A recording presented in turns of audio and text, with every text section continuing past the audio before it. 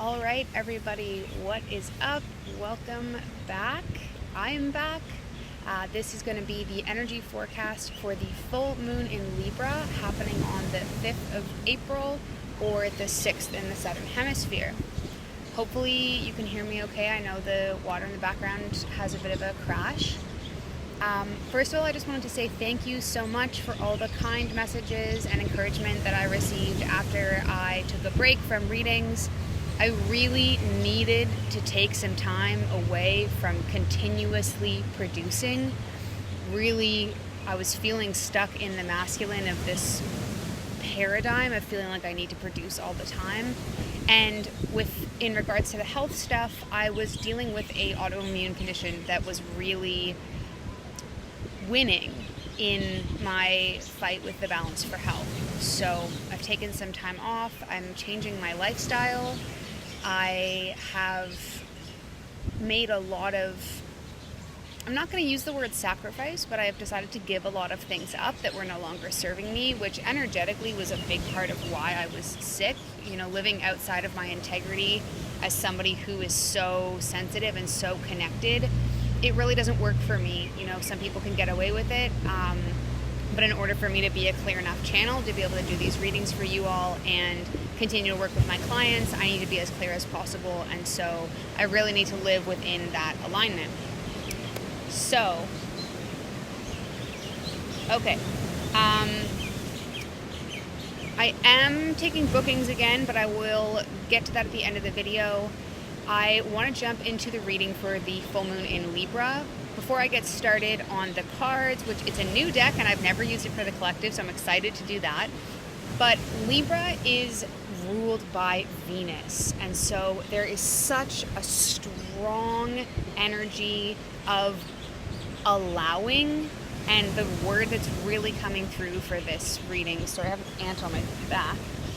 The word that's really coming through for this reading, for this full moon, is receptivity. And what does that mean to you?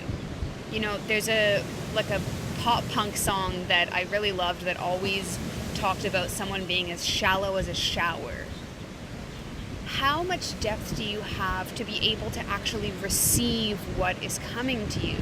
Do you allow joy to come in? Do you allow good things to come in? Or do you survive better on being somebody who is broken, or being somebody who is unhappy, or being somebody who is always challenged? That was something that was true for me and has been true for me for a long time, and I'm now changing, is that I got my needs met more easily by being somebody who was constantly struggling. And so what are your limits? What are your outer limits for receptivity and what that looks like for you? How much space do you actually have to receive the good that is coming to you? So I know receptivity isn't directly linked with love, but with Libra being a Venus-ruled planet, it really has this like fluffy, sort of like pink Jigglypuff Pokemon reference feeling to it, of it being this like, if you can allow yourself to receive, it's going to feel so juicy and gushy and good and so warm and fuzzy. But if you aren't in that alignment and you don't really have that space where you feel like you can let that good in, it might feel overwhelming or irritating or nitpicky, very precise. Libra likes things to be in order and be aligned. They're great hostesses. So bear all of that in mind. So, new deck.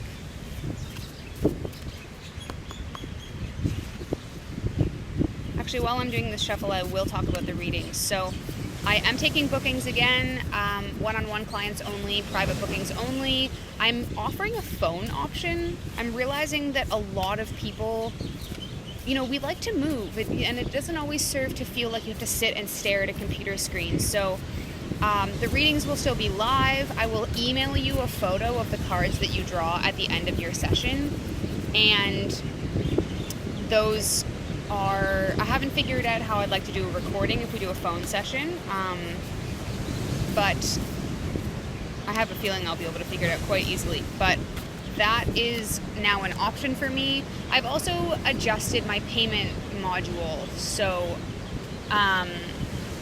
if you are a member of the BIPOC community or you are a single mother, it is a completely different payment framework. It is a set price, and then if you can't meet that, it's a pay what you can.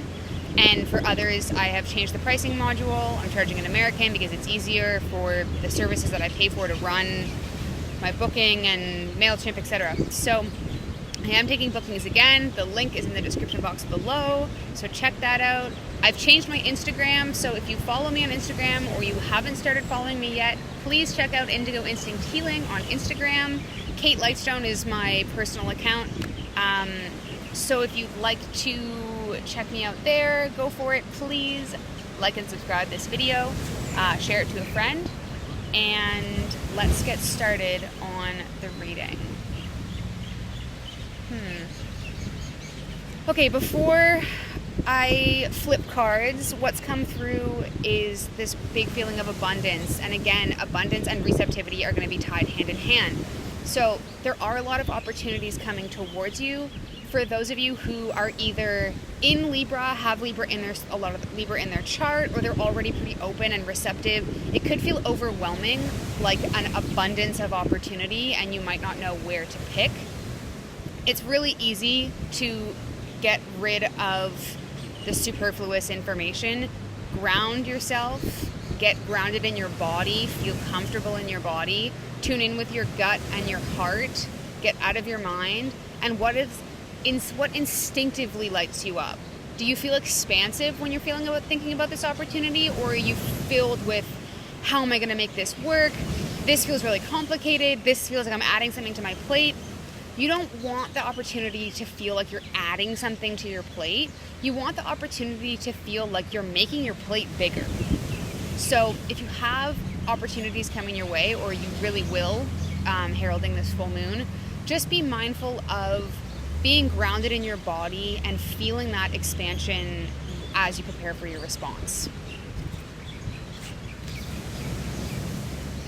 Interesting. Okay, so we got the gratitude card, which I really love, in reverse. So for those of you who have started to listen to this reading and just nothing is really resonating, you're not really feeling the bubbly, pink, expansive, joyous, receptive abundance message, there is a piece that is stuck within you that has to do with you needing to open a door. And a lot of the times, and especially in this case, it comes down to gratitude. I'm sure a lot of you are super tired of hearing the gratitude practice helps, blah, blah, blah. But it really does. And it only helps if you're writing down things that are actually igniting or bringing up some sort of feeling of gratefulness in your life. If you write your gratitude practice of, I always use toast for some reason, but I'm grateful for how good the toast I'm grateful for how good the toast I had was this morning, or I'm grateful for this funny thing that my kid said this afternoon, or I'm grateful for the fact that I skipped the gym because I didn't feel like it, or whatever actually attaches some sort of feeling of, yeah, I do feel good about that. That is where you need to start with your gratitude practice. It's not about doing it every day before bed and writing down 3 things. It's not about writing down fluffy stuff that you think you should be grateful for when you're really not. When it's challenging you, like, I'm grateful for my partner, I'm grateful for my job, I'm grateful for where I live, whatever. If you don't feel that igniting or uprising some sort of feeling of goodness within you, then don't use it. It's really important to attach that feeling with what you're writing about. And for those of you who really aren't resonating with this so far, or you're feeling stuck in the shadow, it's kind of a situation of like, you just have to get off your mirrored shiny horse and get amongst it. That's really the theme for the newsletter that I'm writing for this month, is about getting amongst it, just getting into the mess of things. And if gratitude is something you've always turned your nose up to, then maybe it's a time to try it, because it could really help open things for you and allow this flow to begin. because you have everything waiting for you. It's just on the other side of a door that you're not willing to open. So that might feel a little sticky, but where can you get more honest about that gratitude? Alrighty, relationship card. Yeah, I love dolphins. So we've got the embodiment. And when it comes to relationships, especially close people to you, this isn't necessarily romantic, sister, friends, siblings, whatever. How can you embody your relationship more fully? And what I mean by that is, can you make more phone calls? Can you make an effort to answer their texts more cohesively and more consciously? Can you embody your friendship by going out for a tea with them or going for a walk? How can you step into the physicality of your relationship a little bit more? What's coming through is this is really going to serve for a loneliness piece. Going to the event you might not really want to go to, but your friends want to, or making the phone call, writing the letter, doing the things that actually embody that relationship a little bit more. It's really going to make you feel like you're more of a part of a whole. And for some of you, there's a relatively new relationship that's coming in, whether it's friendship. I'm really not getting a lot of romantic, but for some of you, especially for those of you who tend to really jumpstart at spring, there could be some romantic influence happening. But with those of you who are dealing with a new relationship, embodying will keep you out of your head. So how do you feel when you're around this person? Or how does your body feel? What are you doing together? Keeping yourself embodied in that relationship is going to stop the mind from coming up with all sorts of reasons or all sorts of what ifs about the future. So how can you step into this embodied, fluid dance of relationship this full moon? Okay, this is a family card. Yeah. So this is an interesting one because really what's coming through here when we're talking about family and grounding is more about grounding in what is true for you. For some of you, that's going to mean a level of detachment. Do I really want to live in the place I'm living, or am I living close because of my family? Do I really feel comfortable going for Sunday night dinners, or do I go because I feel obligated? Do I actually want to keep supporting this sibling emotionally the way that I have been for so long? What actually feels good for you? What is true for you? Because what's happening in the energy and the bigger shifts and changes in the world right now is that this year, if you're not living in embodiment, in that core embodiment with what actually works for you, it will not last. It will fall away immediately. Like when you buy a cheap, crappy whatever from the dollar store and it works for, 3 hours and then breaks, that's what's going to happen to the situations and the friendships and the creations that you bring together if you're not from a really grounded and centered place within yourself.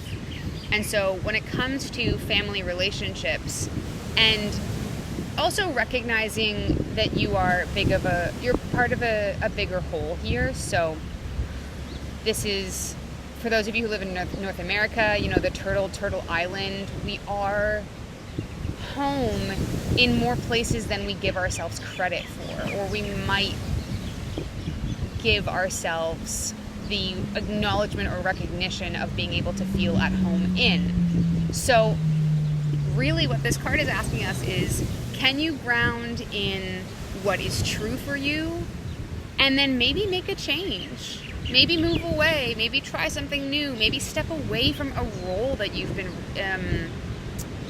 embodying for so long. What does your body need outside of all of the roles and the labels that you play within your family? Whoops.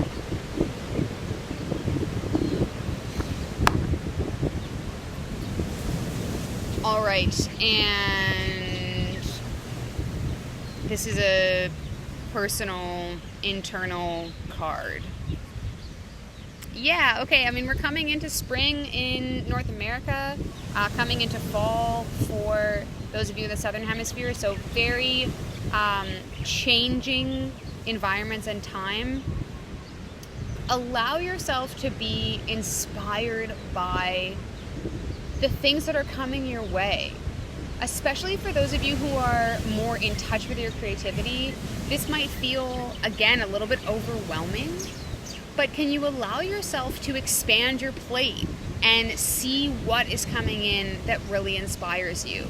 For most of you, this is going to be a reignition of your passions. So you might step back into something that you've really enjoyed that nobody else really does, or no one else really finds fun or popular or whatever. You know, maybe it's crocheting or roller skating or making fairy homes with sticks in the forest, whatever.